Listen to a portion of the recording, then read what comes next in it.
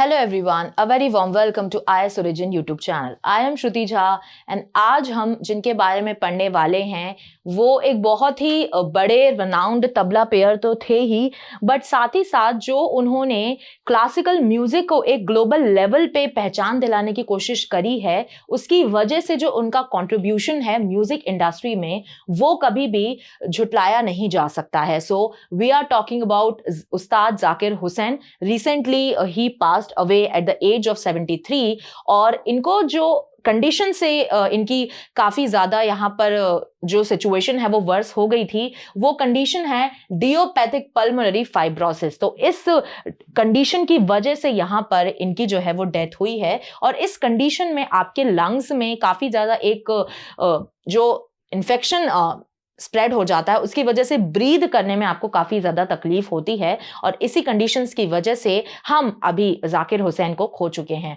तो अगर हम जाकिर हुसैन की बात करें, जाकिर हुसैन अल्लाह रखा Qureshi, he was an Indian tabla player, composer, percussionist, music producer and film actor. तो ये इतने ज्यादा किरदार इन्होंने अपने लाइफ में अदा किए. और अगर हम मेजर कंट्रीब्यूशन की तरफ जाएं तो तबला के इंडस्ट्री में अगर हम देखें तबला प्लेयर ये रहे हैं, तो म्यूजिक इंडस्ट्री में हम देखें तो इनका एक बहुत ही मेजर और रिनाउंड कंट्रीब्यूशन बनता है.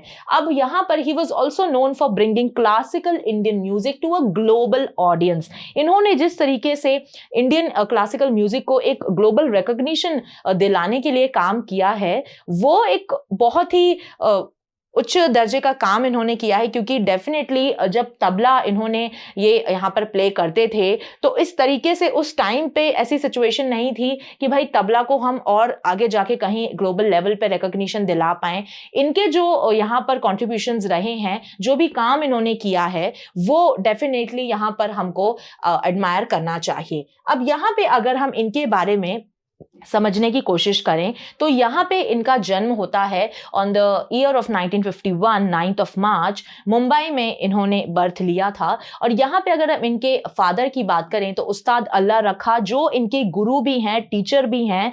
इन्होंने काफ़ी ज़्यादा जो भी टीचिंग्स ली हैं, जो तबले के फील्ड में इन्होंने जो भी सीखा है, तबला किस तरीके से प्ले करना है, जो भी उसमें सिचुएशन होती है कि तबला म्यूज़िक इंडस्ट्री में जो भी इनका कॉन्ट्रीब्यूशन रहा है, वो सारा जो ये एक देते हैं कि भाई मैं अब इनको डेडिकेट करता हूं, तो यहाँ पे ये अपना सारा अपने फादर को डेडिकेट करते हैं. और ये जो इनके फादर हैं उस्ताद अल्लाह रखा खान, वो भी एक लेजेंडरी तबला प्लेयर रह चुके हैं. अब अगर इंस्ट्रूमेंट की बात करें, तबला जिसको ये प्ले करते थे, it is a pair of Indian percussion drums. आपने डेफिनेटली देखा होगा तबला को, बहुत ही एक कॉमन सा म्यूजिक इंस्ट्रूमेंट है. तो वो तबला यहाँ पर ये प्ले करते थे. और यहाँ पे अगर हम जॉनर्स की बात करें तो हिंदुस्तानी क्लासिकल म्यूजिक के साथ साथ यहाँ पर फ्यूजन भी इन्होंने किया है, जैज भी इन्होंने किया है और वर्ल्ड म्यूजिक पे यहाँ पे तबला के साथ इन्होंने प्ले किया हुआ है.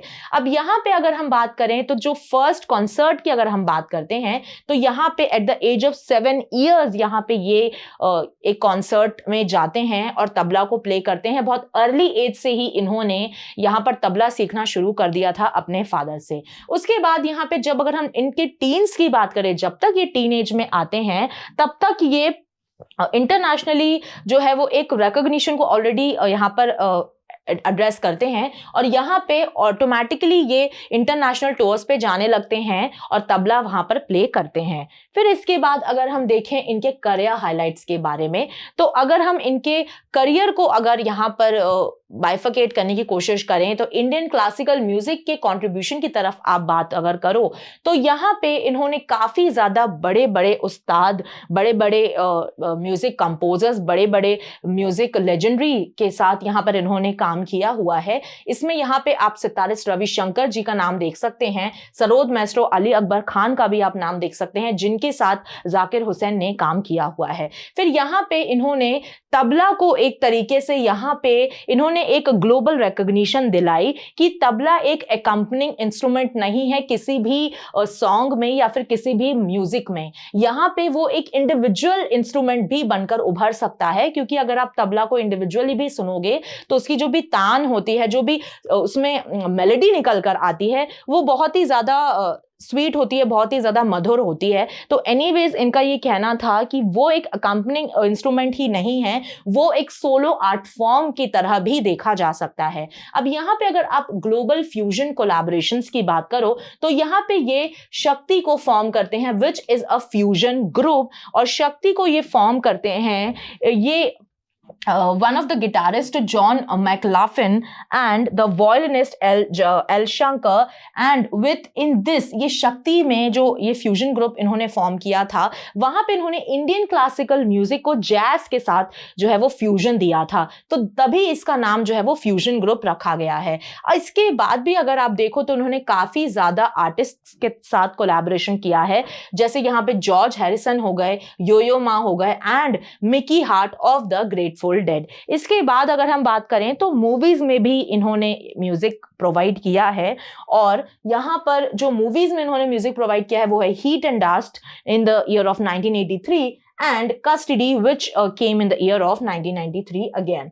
नाउ हिज परसेप्शन, अगर हम इनके परसेप्शन की बात करें, इनके थ्योरी की बात करें कि म्यूजिक को लेके ये क्या सोचते थे या फिर तबला को लेकर ये क्या सोचते थे, वो तो हमने डेफिनेटली पहले देखा। अभी यहाँ पे अगर हम बात करें तो पंजाब घराना में इनकी ट्रेनिंग हुई है, और यहाँ पे ये डेफिनेटली तबला स्टाइल तो इनकी एक अनोखी थी ही, बट इन्होंने न्यू न्यू स्टाइल्स को भी वहां पर फाउंड किया और लोगों तक वहां पर पहुंचाया। और यहाँ पे इनका जो एक परसेप्शन था कि यहाँ पे अगर हम देखें कि कोई भी तबला बजाते हैं, जब भी तबला हम प्ले करते हैं तो वो प्ले करने का कभी भी कोई गलत स्टाइल नहीं हो सकता है। आप जब भी तबला को प्ले करते हो, जैसे भी आपके फिंगर्स जा रहे हैं, जो भी मेलोडी निकल के आ रही है, it is perfect, it is not wrong, ये इनका कहना था। और कोई भी मतलब ये प्रोसीजर म्यूजिक की तरफ बात नहीं करते थे कि कोई सर्टेन स्टेप्स हैं तबला को प्ले करने के, या फिर अगर आप इस तरीके से तबला प्ले नहीं करोगे तो आप गलत तरीके से तबला प्ले कर रहे हो। ये जो नोशन है परफेक्शन का, ये जाकिर हुसैन रिजेक्ट करते थे। अब यहाँ पे इनकी जो अडेप्टेबिलिटी थी, उसी की वजह से यहाँ पे जो different music genres overall global world में थे, उनके साथ अडेप्टेबिलिटी इनकी शो हुई, और तभी ये सारे म्यूजिकल जॉनर्स के साथ अमेंड कर पाए और घुल पाए। इसके बाद मैंने आपको बताया कि he rejected the notion of perfection in music, क्योंकि इनका मानना था कि म्यूजिक जब हम सुनते हैं या म्यूजिक हम प्ले करते हैं through any of the instrument, तो जो भी तान निकलती है, जो भी मेलोडी निकलती है, वो आपके इंस्ट्रूमेंट से निकल रही है, तो it is perfect in its own way. उसका कोई भी प्ले करने का तरीका या फिर कोई भी उसको सुनने का तरीका कोई परफेक्ट नहीं होता है। इसलिए इनका कहना है कि तबला भी जब हम प्ले करते हैं तो जो भी तरीका है आपके प्ले करने का, वो आपके हिसाब से सही है और आप सही जा रहे हैं। कोई परफेक्शन यहाँ पर ये नहीं मानते थे जब भी म्यूजिकल इंस्ट्रूमेंट को प्ले करने की बात आती थी। तो अब इसके अलावा अगर हम इनके ऑनर्स की बात करें, अवार्ड्स जो इनको मिले हुए हैं, तो यहां पे सबसे फर्स्ट तो आता है ग्रैमी अवार्ड्स।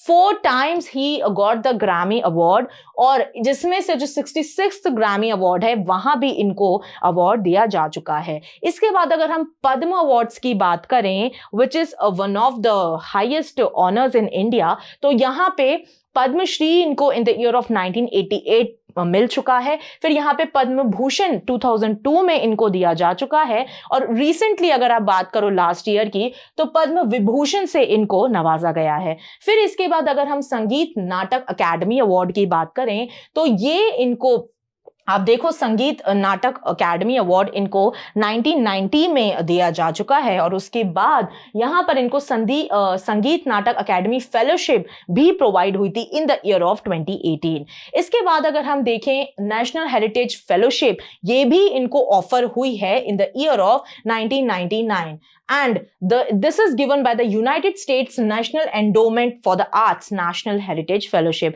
तो यहाँ पे यूएसए की तरफ से इनको ये फेलोशिप प्रोवाइड करी गई इन द ईयर ऑफ 1999।